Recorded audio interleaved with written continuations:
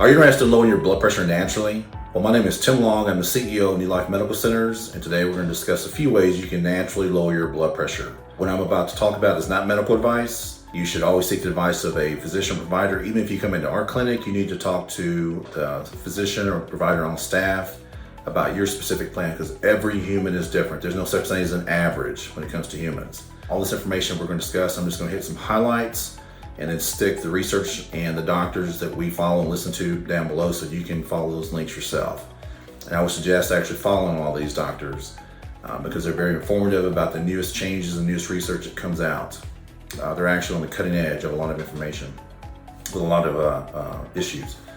Well, the first thing you can do to lower your blood pressure, and we see this all the time, almost daily, especially in summer, is if you're dehydrated, your blood pressure is usually going to be a little bit higher. So if you're staying hydrated, it helps lower your blood pressure.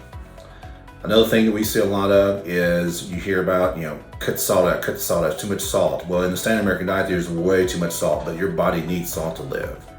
So there's a fine balance. So what ends up happening most of the time is not that the salt is causing the high blood pressure, although you can get a quick, short, they can lower it pretty quickly by cutting it out temporarily, but long term, there's no research that proves that low salt or no sodium reduces blood pressure.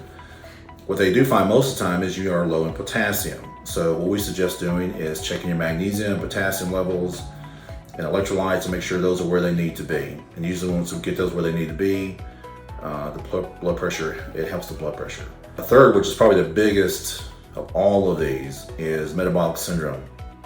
And they're now starting to find out through research that metabolic syndrome, or also called syndrome X, there's so many diseases that's tied to. Cancer, cardiovascular disease, so many other things, and we're not going to get into that today. Once you start doing your own research on syndrome X or metabolic syndrome, you'll see it pretty quickly what it's being tied to. So, and what is that? That's just simply that you have a chronic high levels of blood sugar, almost like a pre-diabetic or type 2 diabetic. And what is that caused by? It's caused by the standard American diet. You're eating too many processed foods, too many processed carbs. And what we suggest how you can correct that, there's several ways. One is just going to a low carb diet. We suggest a keto or a modified keto diet. You don't have to stay on that forever. Once you get your insulin, get rid of the metabolic, once you reverse the metabolic syndrome and get your insulin sensitivity back where it needs to be, you can usually go back to eating, I wouldn't suggest a standard American diet with all the fast food, but you can go back to eating carbs and things again. So it's not something you have to be on for the rest of your life, but every person is different. It depends on your sensitivity to the carbs. Also, intermittent fasting helps with that, because when you're fasting, you're not taking in food, so your body goes into the fat burning mode or going into ketosis, and it will lower your blood sugar, which also improves your insulin sensitivity or your A1C. And it does a lot of other things like autophagy and healing and kind of like a body reset the longer you fast. But intermittent fasting is something you need to look into. You can fast anywhere from 12 hours to 24. If you go more than 24, we suggest you talk to your provider about that. But it works wonders. It does, not only does it help with the blood pressure, it increases testosterone levels in men, human growth hormone in men and women, and it helps females balance out the hormones, along with many other things. Along with exercise. Exercise is proven to lower blood pressure. And all this is also combined to your weight, and simply losing as little as 5 to 7 pounds. You can lower your blood pressure by a few to 10 points. So those are just some of the things you can do naturally. Now, there's some other things that you could, you may be in your diet that you need to eliminate, like common painkillers, NSAIDs. They will have a tendency to raise the blood pressure just a little bit. Cortisone, prednisone, cortisone pills have a tendency to do that.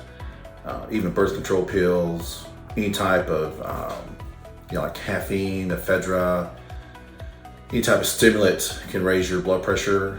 Actually, it can raise, like with caffeine, it's raised mine as long as like 7 or 8 hours. And I don't really drink coffee, I just take a caffeine supplement. It's equivalent to 2 cups of coffee, and it raised it for several hours. Alcohol in large amounts, smoking can raise it temporarily. So if you're going in, well, I would suggest if you're a smoker that you stop. It's going to help in so many different ways. But especially if you're going to go in and have your blood pressure checked, you need to wait a little while before you have it checked after smoking. Like I said, any type of amphetamine, type of illegal drug, even like black licorice in large amounts, for some reason it has a tendency to cause higher blood pressure. So those are just some of the simple things that you can do to lower it naturally.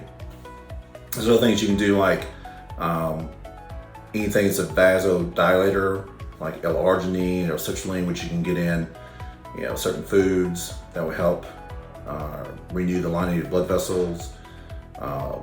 There's just so many things you can do naturally. We can't list them all here.